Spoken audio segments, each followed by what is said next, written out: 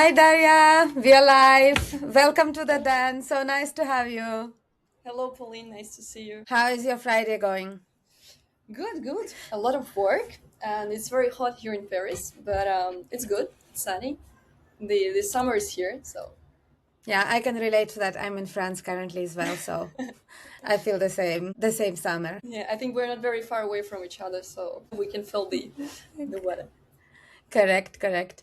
But look, Daria, it's really a pleasure to have you as a guest on at the Den podcast because I've been looking for someone very special to bring the on the ground perspective from the agency and consulting work, and I know for the fact that you have actually experience with both. Uh, so it's a great honor that you accepted a conversation. And I mean, I know you for ages. So, of course, I mean, it would be a bit unfair maybe to ask you to tell your story, but to make it a bit more holistic for everyone who might be listening to the conversation, would you please mind sharing your story around like the past, what are you up to now? And where is the future heading for you? Sure, sure, of course. I don't mind. So that's very funny because if you had told me like 8 years ago that I would be here sitting and talking about design, I probably wouldn't have believed you because actually my career started away from design. My first true job was at McKinsey Company, where you also worked for a long time, Where we've met. just like a consultant. Actually, yeah, exactly. I wasn't a consultant at the time. I joined the professional and development department, and I had quite a hybrid role. I mostly was in charge of internal projects between internal communications and HR. I did a lot of event management, community management, and some other initiatives related to employee experience. So globally, it was like internal marketing, and everything was quite straightforward. So it was a good career. At the time, I worked at McKinsey CIS in Moscow, Russia, and everything was quite smooth. It was a great job, great people around me. But I was like 23 years old. I was very young, and I had this sense of curiosity and of adventure. And I was like, well, maybe I would change the country. And since I was speaking French, for me it was quite natural to look at France as my potential destination. And so this was really like a personal goal to move to another country. This was not about like professional life. So I decided to move, and I moved to France, and I asked myself, well, if I can change the country, why can't I change the the job? That's the And then I question I arrived. always that's always the way I tell my story as well, so Okay, I feel you. okay, great. And yeah, I arrived here, and here I am. Like for the last 7 years, I've been living here in France, in Paris. So I continued my studies. I did a master's degree in digital project management, where I also learned about design and a little bit about computer science as well, because I was like attracted by this digital world and I wanted to know more about it. And at the time, I don't know if you remember the YouTuber, my one of my first UX design mentors, who inspired me a lot. So it really helped me to start my new career path. I then continued as at first I started doing design in learning. I designed for learning solutions, learning experience, sometimes from scratch, sometimes using existing technologies. And this was not only digital experiences; these were also physical ones. Very cool. And then naturally I switched to UX design, and my recent experience was inside a design studio, which is part of a big French group called La Poste Group, which is a public sector and logistics company, and which owns a lot of other B2B local products. Yeah, So we as a studio, we accompanied different product teams, which were French, like really local B2B yeah, products. This was a very unusual experience because I'm not French basically, and this was a very Frenchy French company. So this so was funny. very interesting in terms of culture and in terms of way of working. And for like this year, in the beginning of the year, I joined another company. And I'm currently working in a product management consulting firm where we accompany clients, different French. These are mostly large French enterprises, like I don't know, Total, L'Oréal, or this can be also B2B startups like The Fork or BlaBlaCar. So there is a very big list of clients we accompany. So as you said, I have really these two different perspectives from the consulting point of view and agency. So yeah, The studio. yes, exactly. It was a studio and agency. I don't know what's the real differences, but yeah. Yeah. So I really work in very different teams, so very different design maturity. It was quite a rich experience because you see that, yeah, that the culture is not the same from one company to another. Yeah, I can imagine. But I mean, I'm curious to hear a little bit from your experience and from your view, like what is your perspective on what's going on with the market right now? Because my assumption is that the market I entered like 10-ish years ago is very different from the one that we have now. And I would love to learn and to hear a little bit about like Yeah. what you are observing, what you are seeing. So to be honest, I don't have like exact research data. I can tell you Of from my course. personal perspective. I think the market is tough. Well, it was tough at the moment I entered into design, like it was Mm-hmm. about 5 years ago. It was already tough, but today it's tougher. I don't know if you know what I mean. Yeah. Um, I have quite a lot of friends around me who work in design, who already senior or those who just are trying to land in their first design jobs, and I think it's tough for everyone. And I think from what I see, well, there are two trends. I think it's very tough to get the job, but at the same time, I observed that there are a lot of offers around LinkedIn or Welcome to the Jungle, which is the French Yeah. um, platform for job search. So it seems like there are these two trends. It's there are a lot of offer, but it's very hard to enter. And I think that companies have become much more demanding towards Mm-hmm. designers. So we think all observe this evolution of design from UX UI design then to product design, and today it's more like AI builders. So we can talk about terminology later. But Yeah. I think since the job itself changed due to like the technological revolution, which we're observing. I mean AI. So also the approach has changed, and being designer today is not the same as being designer 5 years ago. So in maybe some people just didn't have enough time, enough resources to adapt to this Mm-hmm. change, which can create kind of frustration on the market. So I would love to deep dive in one of the topics that you mentioned. You said that the job of a designer now is different than the job of a designer 5 years ago. And I would love to ask you to elaborate on that. And the reason I'm asking this is because I think that's generally the trend that is like all over LinkedIn, all over any professional website. Like the job is changing, the designers are becoming obsolete, cloud design just killed designers, etc. But I would love to learn, like specifically and very tangibly on like day-to-day basis, what are the differences in the activities that you did as a designer like 5 years ago and that you do as a designer now? I think there are two important things um, that changed. The first one is tooling, the tools the designers are using in their day-to-day work, and the second one is the role of a designer in the team, in the company in general.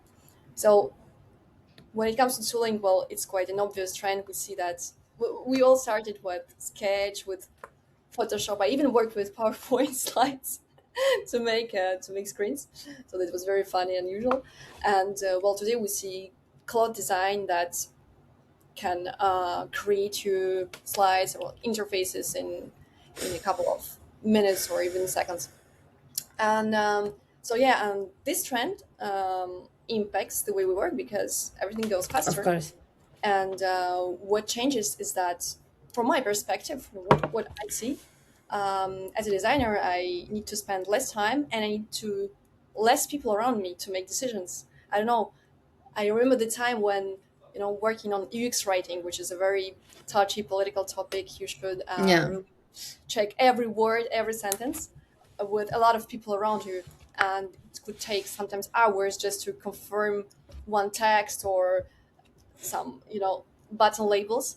And today, it just you can resolve this like in seconds with AI. So you don't need as many people around you. And talking about the place of a designer inside the team of a company, um, before the designer was seen as an executor. So you have a task, you need a screen to create, and this is someone who creates the journey and typically draws. Well, today what I see is that the roles in the team, if we take a product team, the roles between PM, designer, and a tech team, a developer, can be blurred, and the designer can no longer be just an executor. It also has to consider about business dimensions, think about research, and so there are a lot of more.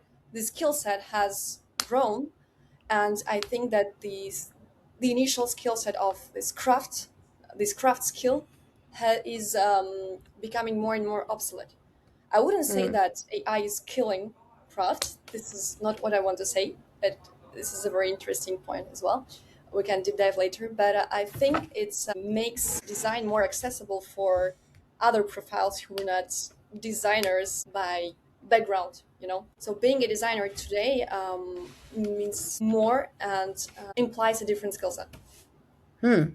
Interesting. I mean, I know that you've been observing the evolution of this design industry while also being in two quite different types of companies. So you mentioned uh, Design studio. design studio, and now you are in a consulting company.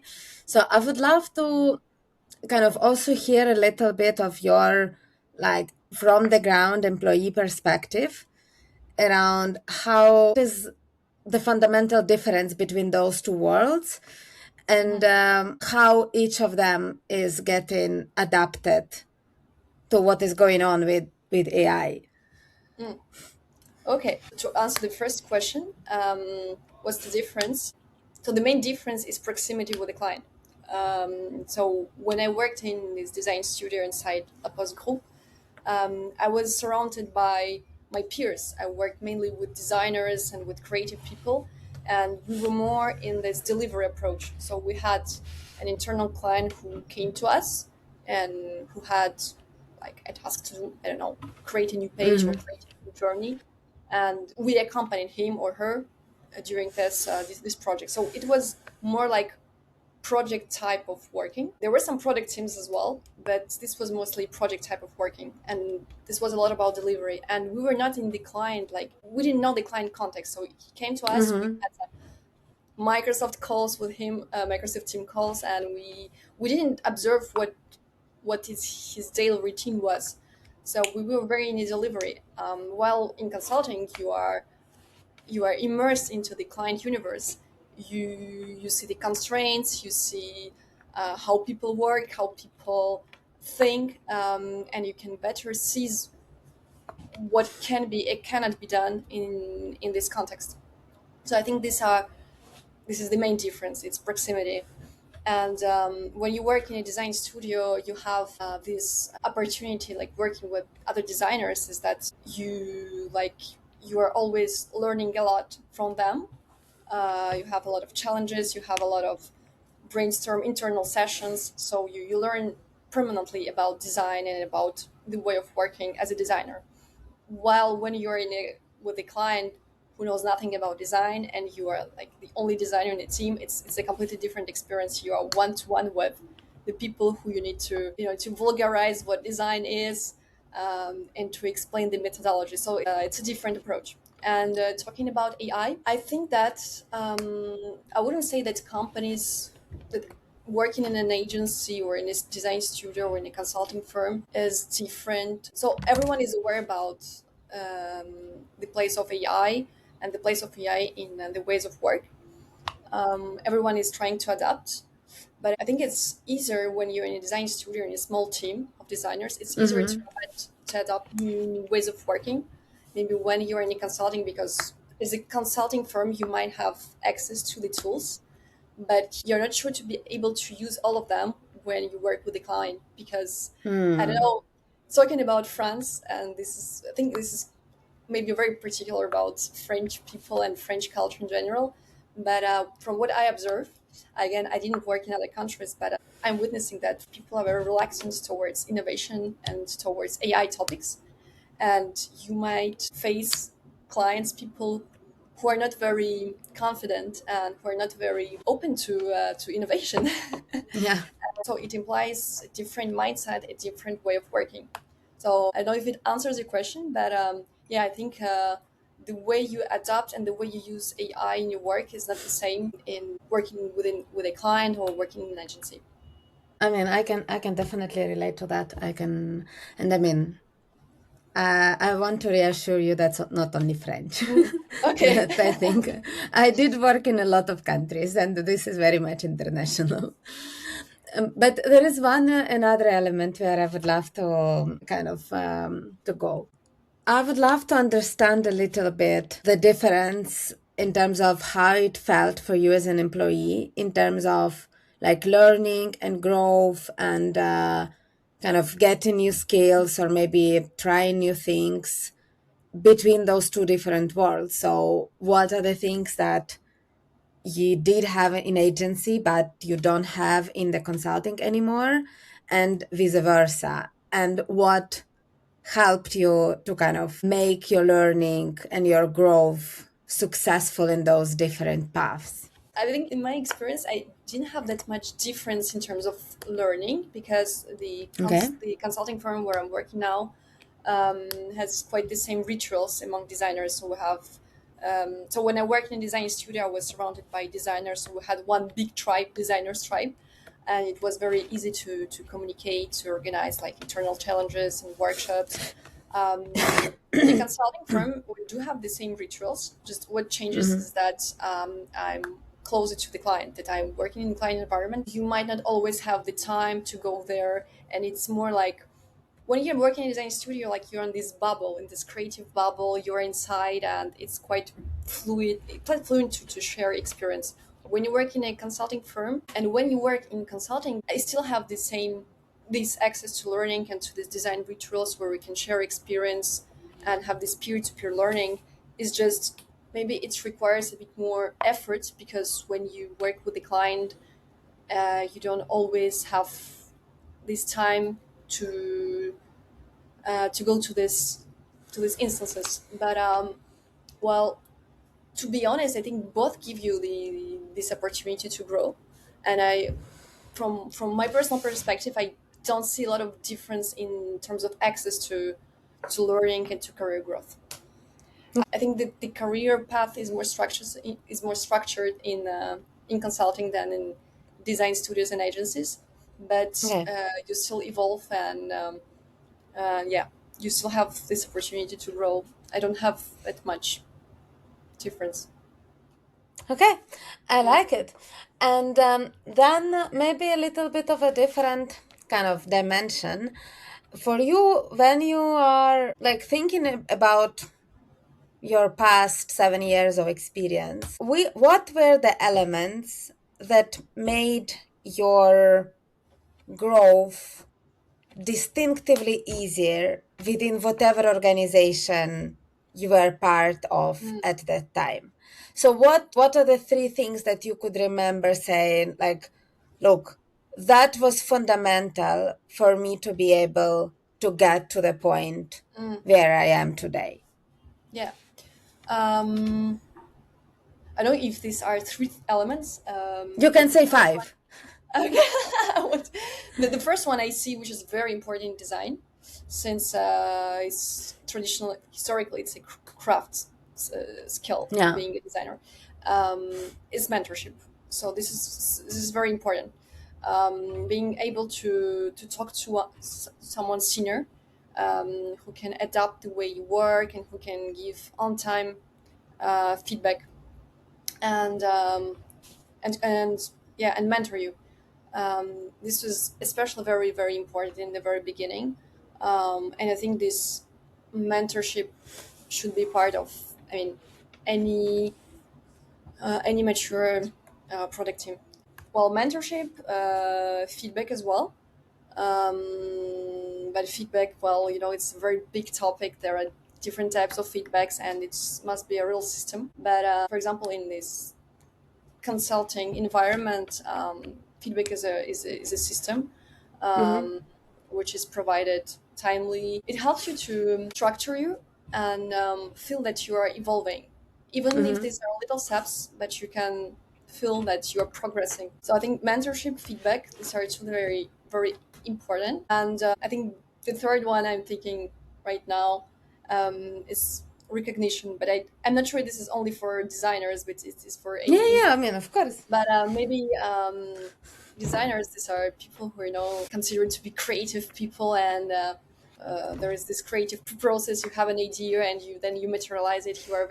Some designers are very attached to what they are doing. So recognition is very important, and recognition from users, from final users, from people who use your product. Okay. And I mean, you seem to be mentioning a few elements around the environment where you are now that are well structured. So, can you kind of name a few things that are making your journey there as an employee like great and distinctive comparing to the previous experiences that you had? Yeah, one of the things I already mentioned is the feedback system, which Yeah. is very, very strong in the current company I'm working in. It's also very strong management system. Is the I think, well, it relies maybe to any fields, but well, I already experienced some bad management situations, and having managers who take ownership of what they're doing and feeling that you're part of the team that protects its interests is very important. You will be always faced with people, with people who are angry because of their nature, who are, I don't know, chaotic and whatever. And feeling that you are part of a strong management team, um, for me personally, makes me feel much stronger and more confident. Mm-hmm. So I think like feedback management, like very basic things, but these are the ones that make even uncomfortable work um, feel much more confident. I see. What makes like a great you're mentioning about like a strong management team. So what makes someone a good or like what makes a management team a strong management team for you? For me, a good manager is someone who is a person who knows that when he or she is absent, the work can be done by your team. So you structure the team to the point that you are confident and that you can go away and finish your work like at 5 p.m. and be calm in the evening. So I think it's what makes a good manager as make people feel they are the team, Mm-hmm. um, and feel that um, being trustful also, because, well, micromanagement is kind of an anti-example, being trustful, and I think also being able to resolve difficult situation when it comes to work conflicts. Yeah, and I think when it comes to difficult situations, about workloads, someone who is able to like clearly understand what is the scope and what is not the scope, and Mm-hmm. just to give you the right direction. You don't need to resolve problems in the place of your employees. You just need to give a good direction. Sometimes just saying that this is your scope, and this is attention, this is not your scope, that's enough to help a person to go further. Because well, working in large enterprises, you're often faced to the situation where there are a lot of people, a lot of decision making. Everyone wants has their own word to say, And an opinion. and an opinion, and you need to listen to everyone, and everything is important right now. just giving the right direction, saying these are your stakeholders, this is your direction, this is not your direction, is enough. It's like the person who clarifies like the map, it's Yeah, just yeah, yeah. mapping and just saying you go here, you don't go here, and really that's enough for you. Don't sometimes you don't need to more, just giving the right direction. For me, the people who are able to do this and who are able to defend the interests of the team during some personal conflicts makes you a good manager. And Yeah. also good sense of humor. This is very important. And also, sorry? A good sense of humor. This is important. Otherwise, Good we sense of will be humor. very annoying. Oh my God, you couldn't work with me. I have such a bad sense of humor. Oh, no, no, no. I like I like this answer, and I mean I now just kind of I cannot not ask you this question, but how do you think this co-creation and the collaboration between the design team or like the creative team and the management is evolving now when AI is part of the equation? So how does it feel for you? Well, okay. I think I got your question. I don't know if it's because I'm gaining in seniority or maybe because of the tools evolving, but I suppose that when you talk to management is mostly about some personal thing. I know not personal, but about some soft topics like how Okay. to how to approach this person, how to deal with the situation. Because, well, I remember the time when I had like instances with my manager, with a senior colleague, to maybe look into the methodology or to watch the screens. But now today, I don't feel like I need someone to validate what Mm-hmm. I'm doing. I Yeah. might ask for an opinion, but it's not that necessary because, as I already said, Mm-hmm. like with AI, I can iterate quickly, and it's kind of I can create a coach and assistant who will review my design. It's quite enough for me Mm-hmm. to arrive to a pretty good delivery. And for me, manager is becoming more like your coach, like a human who is coaching you, more in terms of communication, of how you can resolve some conflicts at work, and less about like hard skills topics. So this, I think, this is one of the trends. I think there is one question where I would love to kind of, as a last topic for our conversation to cover, I would love to get your thoughts on like the future of design industry and like the digital product industry. So from where you stand currently in your career, from your experience, etc., where do you think we will be in the next 5 years? Oh, I don't know where we will be in the next year because things are changing so fast. I think we're witnessing like a very significant technological revolution. Yeah. Maybe not that aware of where we are going, but I do believe this is something really crazy. This will be a very big revolution, which will shift the way we work. Will also shift like socioeconomic hierarchy. Talking about design, so the current trend, I think it will continue, is that the roles between different profiles are blurring.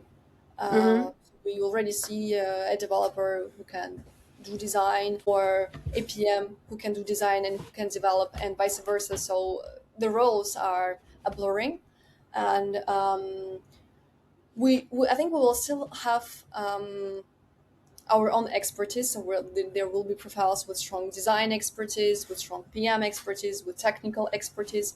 But I think what is changing, what is crucial, is that every part of the product team, I think, should be able to understand every stage of the product process, be it design, be Yeah. it uh, roadmap creation, be it development or business dimensions. So everyone should be available about all these tapes and being familiar with what makes a product team, a product work.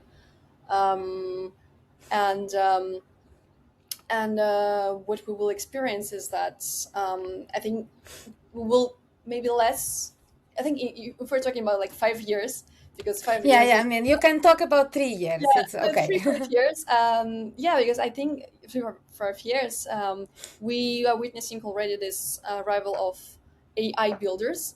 Hmm. So there might be a trend towards the fusion of different roles and becoming an AI builder, someone who is doing like research and who is shipping the products like very fast. Um, and I think another trend in this context, what can be interesting is like finding your own specialization. It can be an Hmm. industry specialization. It can be skill specialization in terms of maybe you are closer to technology and you like to code, or maybe you are more a research person. So you should be able of doing everything, Yeah. maybe not understanding from everything from A to Z, but understanding all the steps and being like able to do it at least, and then having your industry specialization or skill specialization.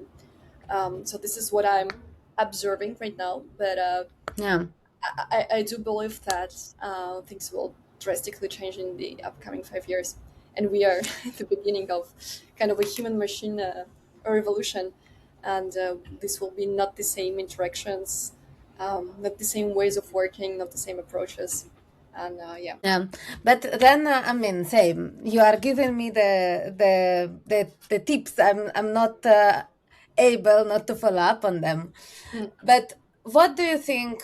Like for example, now the company where you are currently, or like the past company where you spent quite some time, what are the like tangible steps they can make to help you and your peers prepare for this upcoming shift? Like Mm.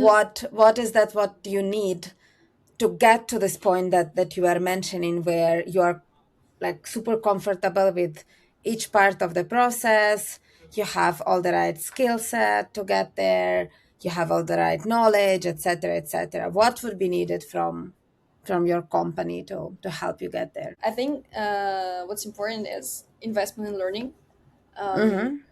so we are already witnessing that some skills and some professions are becoming obsolete, and this is a normal trend, because there is technological revolution and we witnessed it across the history. So when Yeah. cars arrived, it replaced people who rode on horses, so there were a lot of shifts in